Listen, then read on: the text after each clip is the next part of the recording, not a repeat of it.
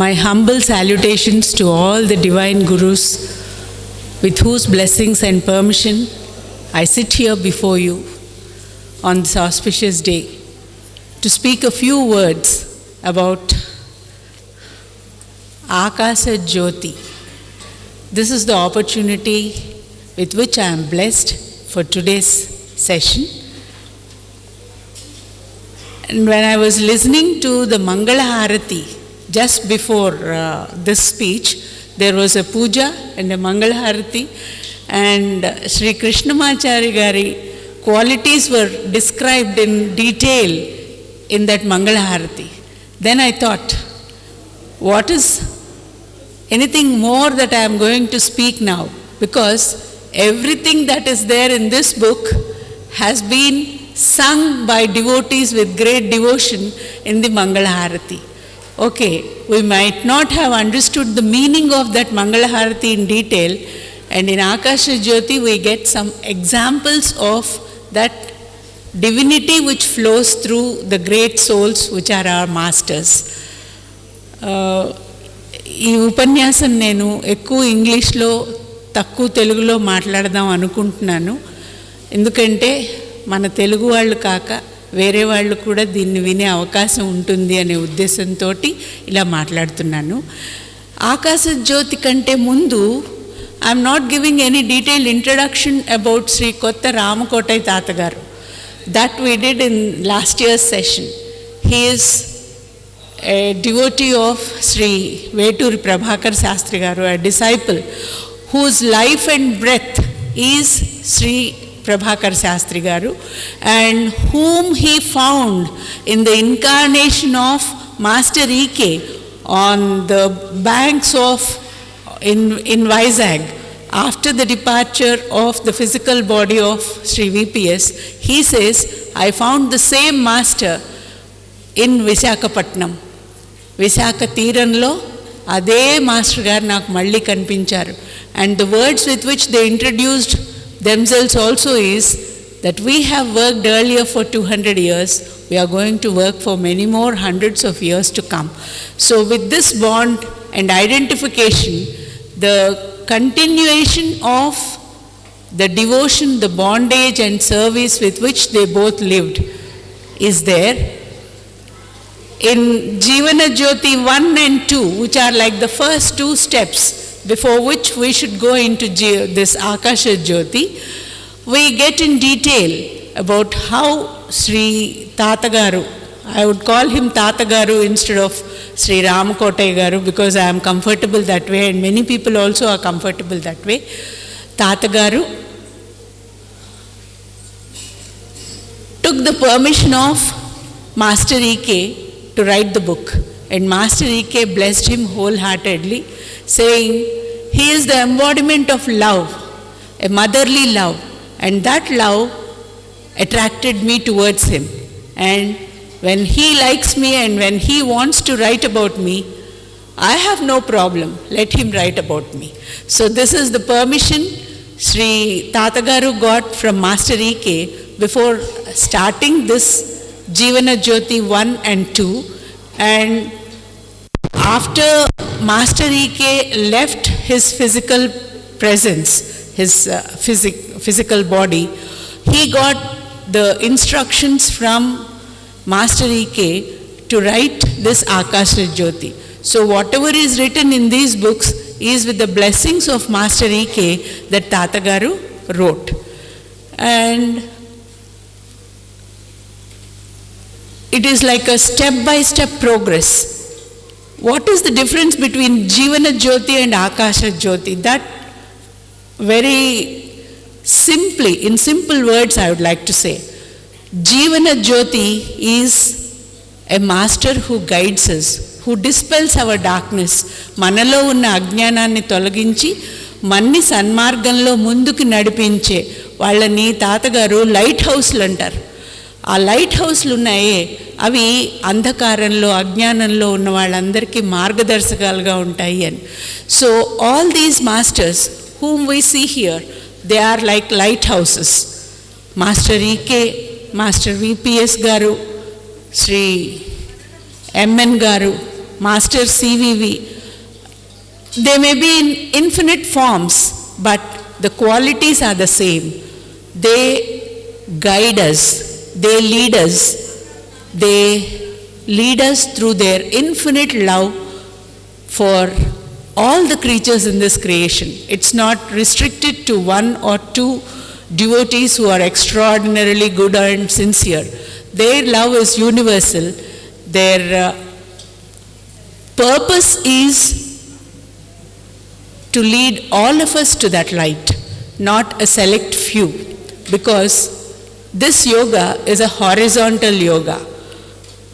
I won't go into the horizontal yoga point now, but in parts 1 and 2, Master EK's Guru Pujotsavalu and how they are performed. ఈ గురు పూజోత్సవాలు అనే అద్భుతమైన సందర్భాలలో how the master's will works through thousands of people and how they feel that they are doing it, but it is the master's wish and will that is executed through all the people in all the forms.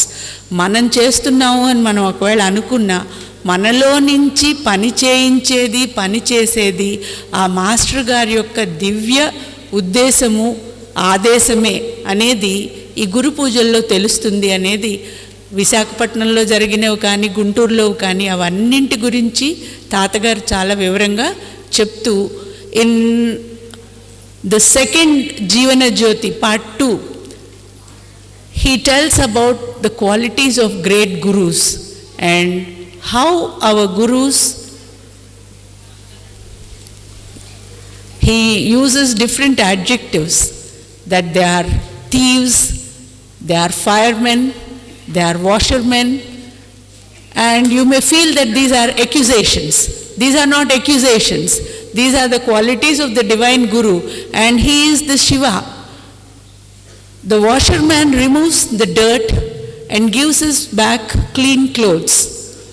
The firefighter, the fireman, he extinguishes the fire and lets us live happily. A guru is like a cow which takes grass and many unwanted things but gives us milk. So the qualities of a guru are described in different ways by Tatagaru, and for each of those he gives Master EK, Sri VPS and others as examples of how they do it. And when they go to the higher phase where there is Navya Yogam, the new yoga, Navanitamu, Navya Yogamu, in that he talks about the qualities of this new yoga or the experimental yoga. ఈ యోగాని మనకి అందించి అందులో ఉన్న అద్భుతంతో మనకి ఈ అమృతాన్ని ఇవ్వటం అనే ఈ నూతన యోగం గురించి మనకి చెప్తారు. So Jeevan Jyoti is how the gurus lead us step by step, how they are amidst us, and though they are very much with us, how it is very difficult for us to identify who those great souls are. మన మధ్యనే ఉన్నా కూడా, మనతోటే వాళ్ళు ఉన్నా వాళ్ళని మనం గుర్తించలేకపోవటం అనేది మన అజ్ఞానానికి చిహ్నం కింద. తాతగారు ఏం చెప్తారంటే, మాస్టర్ ఈకే గారితోటి ఎప్పుడు ఉంటున్న వాళ్ళకి వాళ్ళ గొప్పతనం తెలియటం అనేది చాలా అరుదు. ఎప్పుడైనా గురు పూజలకు వెళ్ళినప్పుడు ఆయన అక్కడ అందరితోటి ఎలా ఉన్నారు అది కూడా సునిశితంగా గమనిస్తే, only when you can observe very carefully can you identify the qualities of these great gurus who are amidst us. Otherwise we miss this fortune of realizing that such great souls are with us, leading us, and that they are like our friends, brothers, kith and kin. They are moving without revealing their greatness to us. So in the first 2 parts it is like the qualities of a guru and how Master EK has those great qualities. ఈ లక్షణాల గురించి చెప్పినప్పుడు ఇంకా ఆకాశ జ్యోతిలో అది 3వ లెవెల్కి వెళ్ళినది. శ్రీ అనంతకృష్ణ గారు ఏం చెప్తారంటే, గాయత్రి మంత్రంలో ఓం భూర్భువః సువః అని చెప్పుకున్నట్లుగా భూవర్ తర్వాత ఆ స్వర్, ఆ లోకాల గురించి వర్ణించినట్టుగా the third phase or the third level in the master's qualities is described in Akasha Jyoti. I don't know Sanskrit. I can't interpret the Taittiriya Upanishad slokas which Tatagaru has mentioned here as a starting point for most of his chapters in Akasha Jyoti. But with a request and blessing from Tatagaru, what I understood from Akasha Jyoti, I am sharing with you in the limited time given to me. Akasha seems to be blank, but everything descends from Akasha. So the earth, fire, water, all the elements with which this body is made, this earth is created, they all descend from this apparently vacant Akasha. And in the first few chapters, the first 2 chapters, Tatagaru tells again and again the earlier or some of the people's ideas. కొంతమంది అభిప్రాయంలో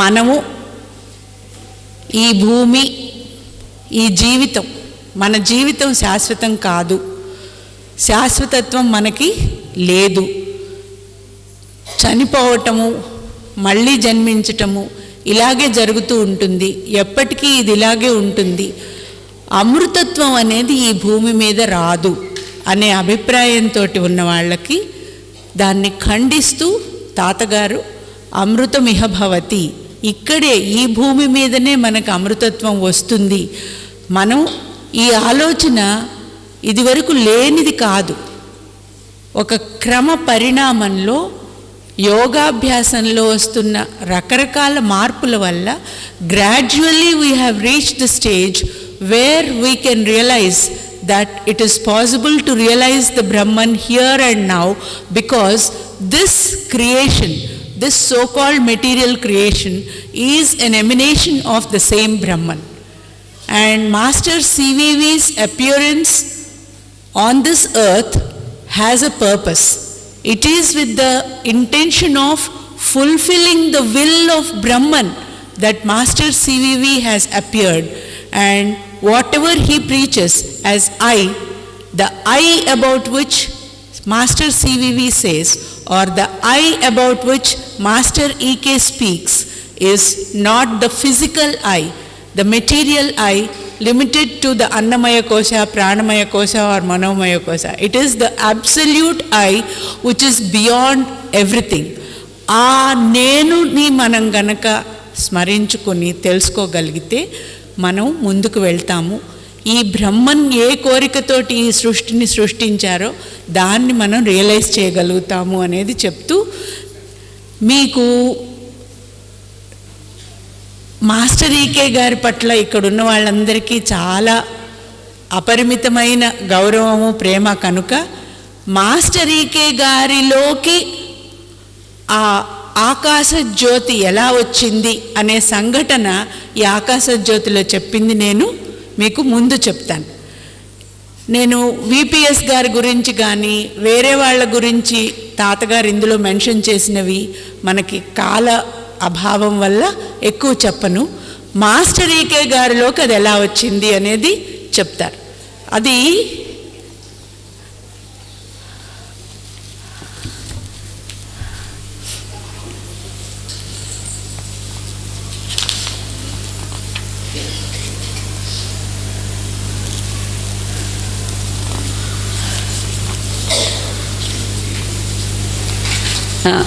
ఐదవ అధ్యాయం. It is in the 5th chapter of Akasha Jyoti. The Akasha Jyoti's descent into Master EK. How it happened. వీరిలో ఆ అర్హత ఉంటేనే అది జరుగుతుంది. సంపూర్ణమైన సమర్పణ భావంతో ఉన్నవారికే ప్రగతి సంభవం అనేది మళ్ళీ మళ్ళీ తాతగారు చెప్తూ ఉన్నదే. మనం ఈ పుస్తకాన్ని చదవటం కాదు, ఆ పుస్తకంలో నుంచి మనం విమర్శాత్మకంగా చూడటం కాదు, మనం చదువుతూ ఉన్నామంటే వీ బికమ్ దట్ అని చెప్తారు. అలాంటి పారవస్యంతో మనం కనుక అది అయిపోగలిగితే ఈ ఆకాశజ్యోతి పుస్తకం యొక్క పర్పస్ సర్వ్ అవుతుంది. పాఠకులందరూ కూడా ఆ స్థితిని అనుభవింతురుగాక అని తాతగారి బ్లెస్సింగ్ ఉంది.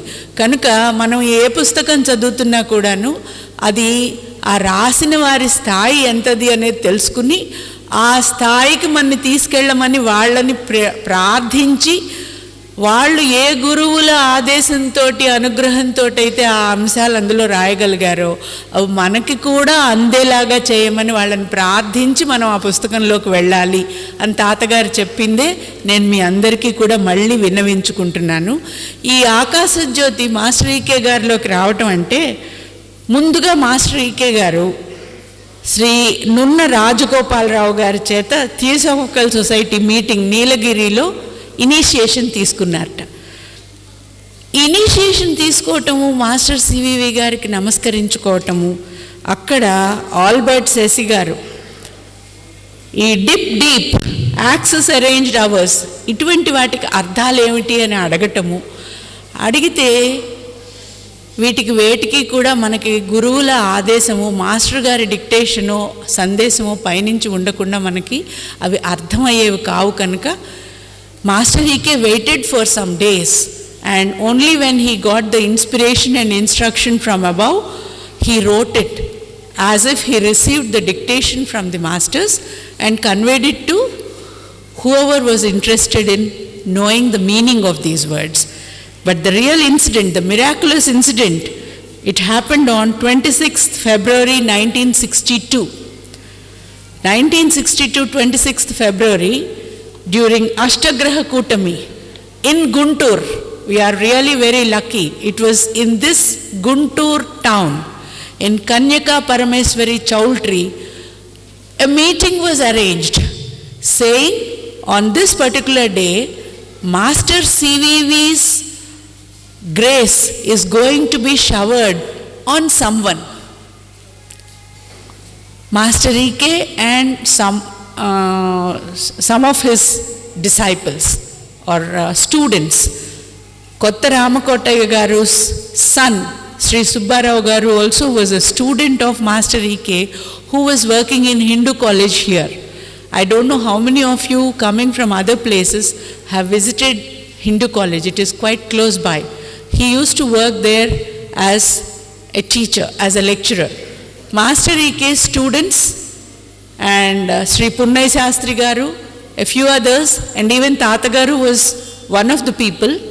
They went to that Chowltree, and permission was granted only to those who were the followers of Master CVV, not to outsiders. They were waiting for a medium of Master CVV. His name was Sri Krishnamacharya Garu. That Sri Krishnamacharya Garu did not turn up, but our Master Krishnamacharya Garu, when he went to the entrance and said that he is Krishnamacharya, he was allowed into the hall. That was how he went into the hall. And after he sat there, even Master NRBV Garu could not come, though he had planned to come. Master EK sat on the dais and they started praying, and everyone could see that a golden light descended into Master EK in that particular auspicious moment. And once the descent of that Akasha Jyoti into Master EK got completed, he said, our mission is accomplished. Now we can leave. And he left the hall as calmly as he had come. వచ్చినంత ప్రశాంతంగాను ఆయన hall వదిలిపెట్టి వెళ్ళారట. తాతగారు says afterwards the presence of this Akasha Jyoti in Master EK could be seen in all around him and all around the world. So this is the beautiful incident described in the 5th chapter.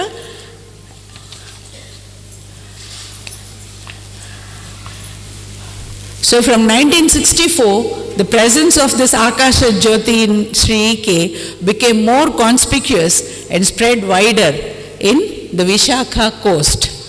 That's how he describes. And it is because of that Master E.K. could write many otherwise impossible spiritual books like his spiritual astrology, and he could influence and bless others also to write.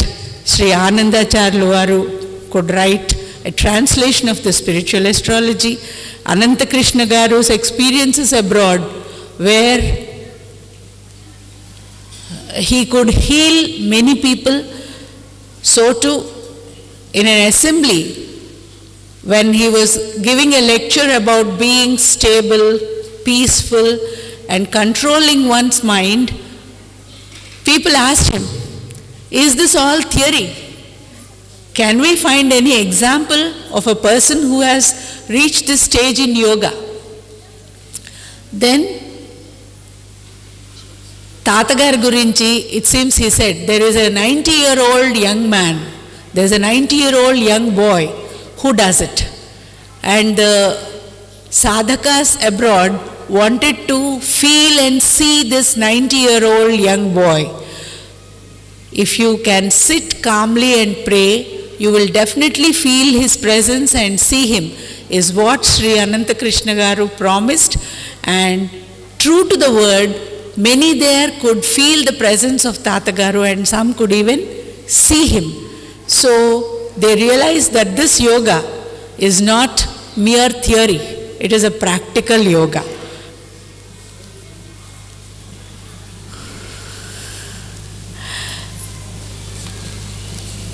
Tata Garu describes 3 specific qualities of people who have this Akasha Jyoti. Akasha Jyoti is the grace of the Brahman. The grace of the Brahman. And only people who have this Akasha Jyoti descent into them can be our Jivana Jyotis. There is a connection. Only people who have the grace of the Brahman, they become the Akasha Jyotis, or the divine lights, and they alone can be our Jivana Jyotis. Otherwise, there would be many breaks in our path of progress.